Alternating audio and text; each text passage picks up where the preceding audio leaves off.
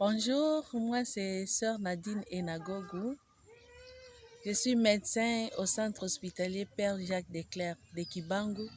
Nous sommes à Kanzombi, à 8 km de Kikwit, dans la province de Kwilu. Je suis sœur annonciate de Verlet et les sœurs annonciates de Verlet sont dans le Kwilu depuis 1931.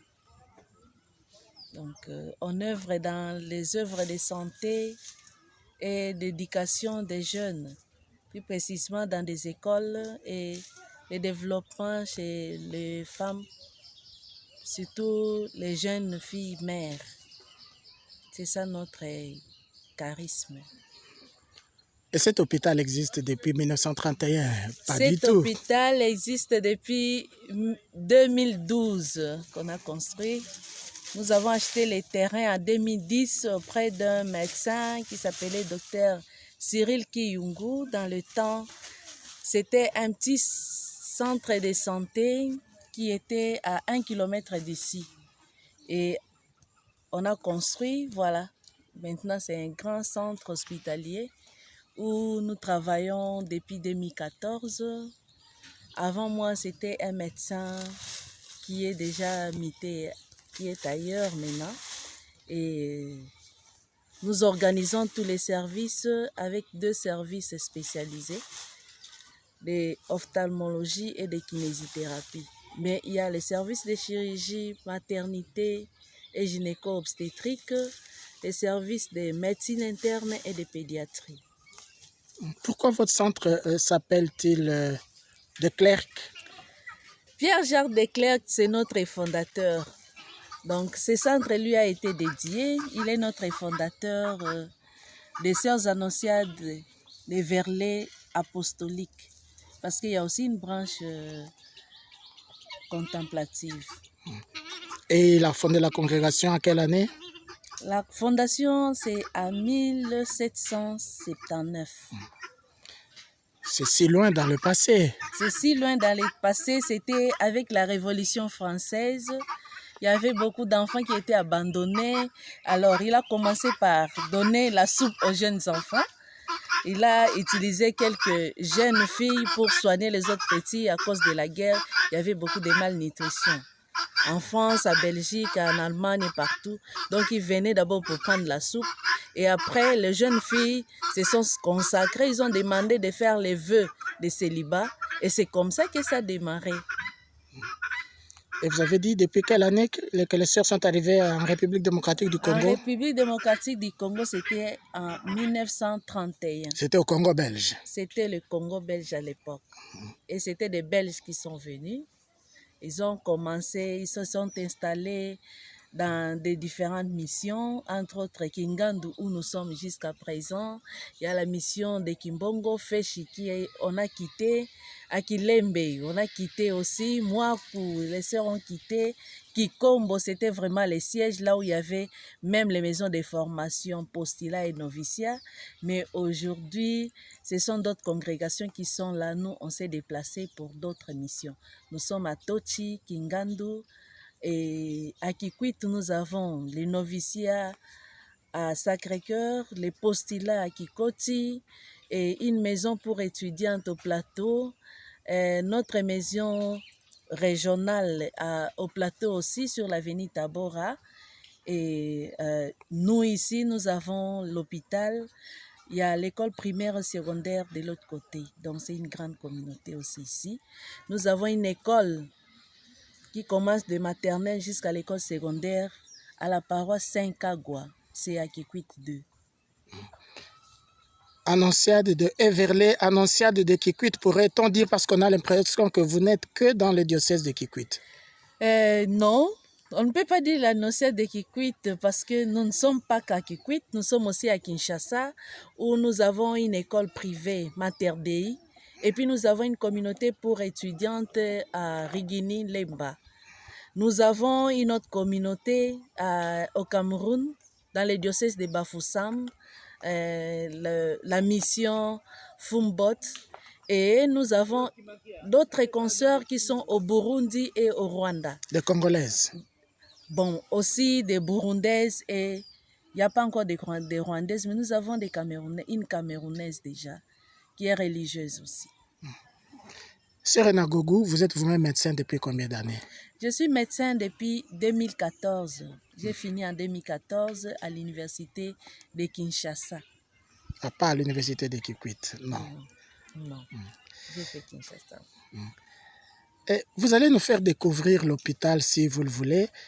Et quel serait le point saillant de ce quartier où vous êtes installé du point de vue des soins médicaux ou, si j'ose dire, de la pastorale de la santé?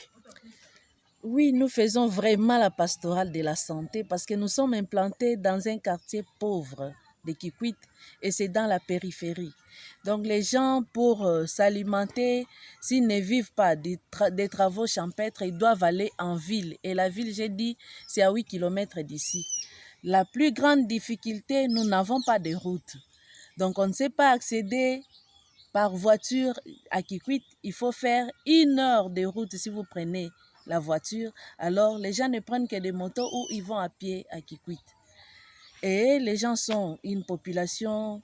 1 heure pour 8 km. 1 heure, ça suffit, on fait un détour parce qu'il n'y a pas de route. Les 8 km là, si on prend le détour, c'est plus de 18 km. Mais si on prend les raccourcis, c'est 8 km jusqu'au pont Kwilu, la rivière Kwilu, qui est non loin d'ici, mais difficilement accessible et pratiquement impossible par voie, par la route, par la voiture. Un jour, on aménagera la route, on espère. Nous espérons et nous prions pour que ça arrive plus tôt, pour qu'on soit vraiment décanté, parce que nous sommes vraiment enclavés et la population est pauvre. Ici, je peux dire que nous faisons vraiment l'apostolat parce qu'il y a beaucoup de filles mères. Nous accueillons même les jeunes filles, des enfants de 14 ans qui viennent accoucher ici chez nous.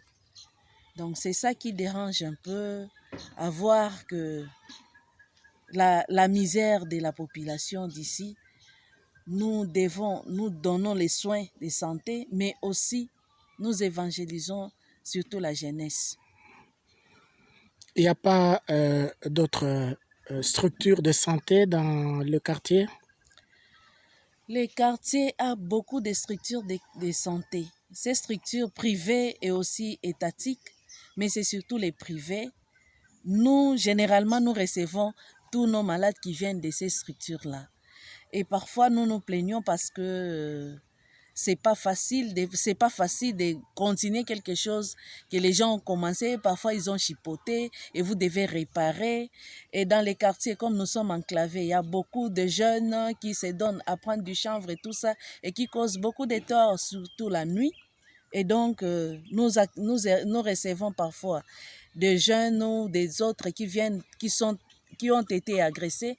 Pas plus loin qu'au mois de mai ici, on a reçu un jeune garçon de 13 ans qui a été agressé par d'autres jeunes fumeurs de chanvre et qui a eu beaucoup de plaies que nous avons dû réparer pendant plus d'1 heure au bloc opératoire.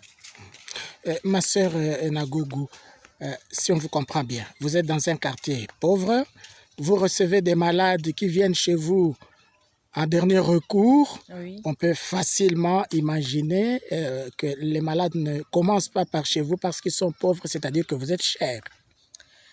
Les gens pensent que nous sommes chers, mais si nous évaluons, c'est une mauvaise interprétation de tout. Parce que nous avons eu à parler avec les infirmiers titulaires des autres centres de santé. Il y a des pratiques qu'ils font là-bas que les gens ne comptent pas et parfois ils ont peur des murs. Parce que quand on voit nos murs ici, ils pensent que tel que c'est construit, ça doit être très cher. Alors qu'en réalité, il y en a qui viennent dire, mais non, nous on nous avait dit que là-bas si vous partez, il faut vendre des parcelles, il faut avoir autant de dollars. Mais je suis venu ici, je me réalise que c'est rien. Alors, il y a d'autres qui meurent par ignorance. Parce que pour eux, c'est cher là-bas, il ne faut pas arriver. Alors qu'ils pouvaient venir à temps et on pouvait les prendre en charge à temps. Mais malheureusement, il y en a qu'on récupère, mais d'autres, on les perd parce qu'ils arrivent en retard. Il y a un problème d'éducation et d'information aussi, peut-on dire. Un problème dire. d'information surtout, d'éducation aussi. Ça, c'est de votre part l'information qui doit circuler sur la condition réelle des soins de santé au centre hospitalier de Clerc, des Sœurs Annonciades de Kibango. Oui, c'est aussi notre charge. Nous passons de temps en temps et parfois, lorsqu'on partait à la messe à Sainte-Monique et de temps en temps ici dans notre sous-paroisse Notre-Dame de l'Annonciation, donc nous avons une sous-paroisse ici à côté. Nous prenons le temps pour expliquer aux gens, surtout pendant ces derniers temps où il y avait, l'année passée, nous avions eu l'épidémie de la rougeole. Nous avons perdu beaucoup d'enfants de moins de 5 ans qui en ont souffert. Et c'était la même chose, on disait là-bas, il ne faut pas aller, on ne peut pas soigner, donc la mentalité, on ne peut pas soigner à l'hôpital, il faut seulement. On passait à la fin de la messe, on prenait 5 minutes pour expliquer aux gens, pour donner une éducation, pour passer l'information à la population. Mais ce n'est pas toujours facile que tout le monde comprenne qu'il faut aller à l'hôpital pour les soins. Il y en a qui se donnent à la médecine traditionnelle, qui n'est pas du tout mauvaise, mais nous, on ne sait même pas bien doser ce qu'on doit donner et parfois les enfants meurent de l'intoxication. Il y a combien de sœurs annonciates qui travaillent ici à l'hôpital? À l'hôpital, nous avons 8 sœurs. Nous sommes à 2 comme médecins. Il y a une autre qui est médecin traitant qui est aujourd'hui en formation pour l'échographie. Et nous avons une sœur qui est directrice de nursing ici chez nous. Nous avons une sœur qui travaille à la caisse et une autre à la pharmacie. Il y a une sœur qui est responsable des services d'ophtalmologie parce qu'elle a été formée pour ça. Et une autre qui est responsable des kinés parce qu'elle a été aussi formée pour la kinésithérapie.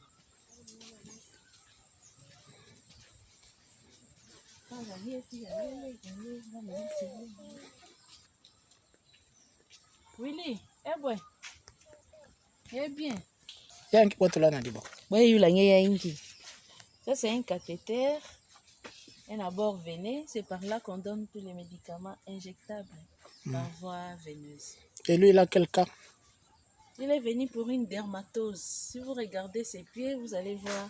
Il a des petites plaies partout. Il semble que ça fait 4 ans depuis qu'il a ça. Et on a commencé avec les bains et avec permanganate. Et depuis 4 ans, on allait ailleurs. Et oui, il vient 4 ans d'arriver. après, on vient chez les Sœurs Annonciades. Il vient d'arriver à 2 jours ici chez nous. Comme vous disiez tout à l'heure, ma sœur. C'est ça. Dernier recours, en fait.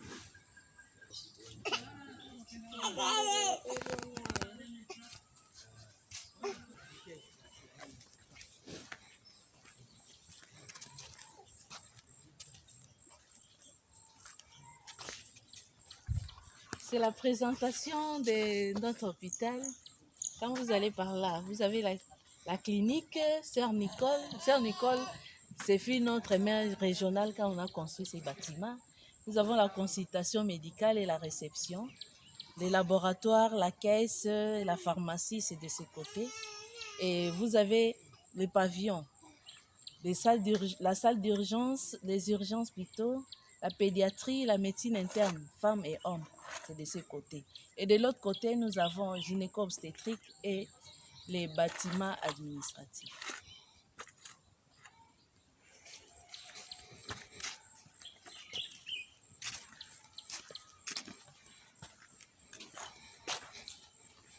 Et si vous avez Notre-Dame des Miséricordes? Nous sommes les Sœurs Annonciades.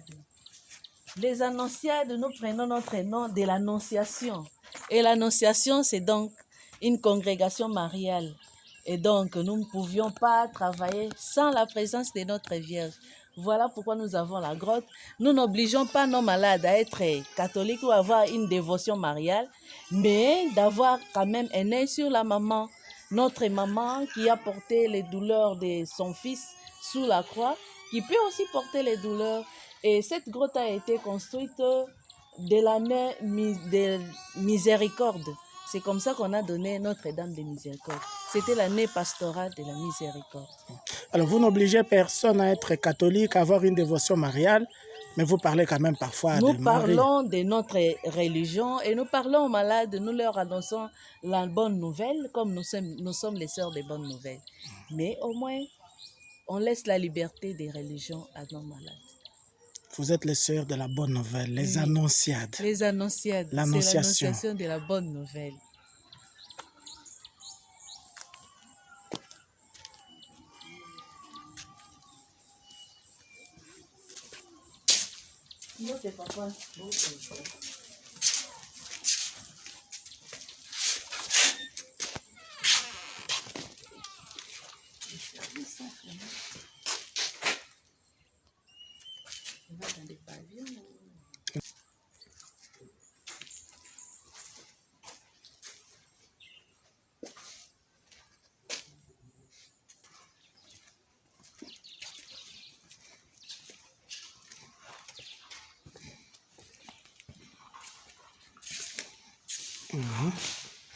Ça, c'est la maternité. C'est la réception des femmes en travail. La salle d'accouchement, c'est là, c'est fermé. Et ça, c'est les postpartum immédiats. C'est-à-dire, Quand la femme vient d'accoucher, elle est gardée ici pendant au moins 6 heures. S'il n'y a pas d'hémorragie ou autre chose, on l'amène à la maternité B. Mais sinon, on la garde ici pour la surveillance et les traitements.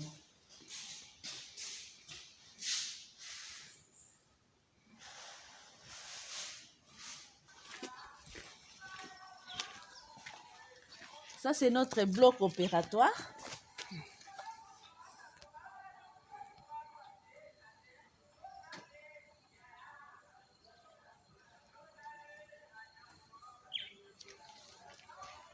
Vous voyez tout ce qui est là. Ce ne sont pas des chambres privées, hein. Ce sont nos latrines. Ce sont des latrines pour les malades. C'est bien partagé pour les hommes et pour les femmes. De l'autre côté, là, au coin, c'est pour les agents. Hommes et femmes aussi. Nous avons une citerne. C'est pour les malades, parce que quand ils sont hospitalisés ici, pour qu'ils n'aillent pas chercher de l'eau plus loin, ils ont la citerne ici avec de l'eau qu'on garde même pendant la saison sèche.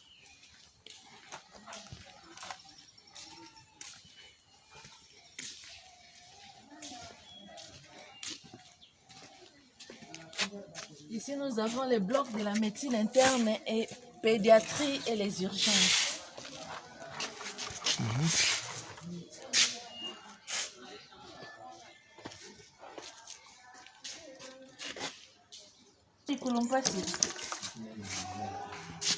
Ça fait 1 mois et demi qu'il est ici. C'est comme je disais, l'enfant a été fracturé. On l'avait amené ici pour la radiographie, mais malheureusement, après, les parents ont dit l'amener à la médecine traditionnelle. Et là, ça n'a pas marché. On l'a amené ici avec l'anémie et des multiples plaies, parce qu'on faisait des massages sur à l'endroit. Et maintenant, ça va, il commence déjà à marcher. Nous continuons à faire les pansements pour la plaie.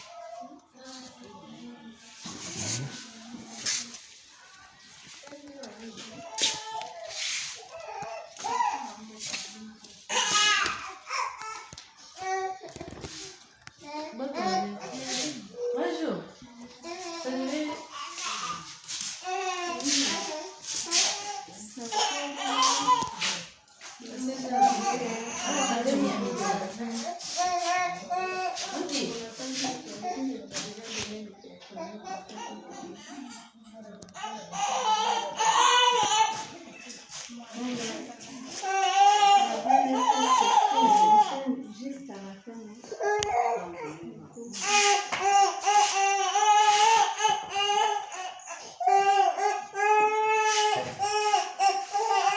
C'est un enfant qui est arrivé cette nuit, venant du centre de santé Ibangweta, qu'on appelle communément Memissa, parce que c'est Memissa qui a réfectionné le centre.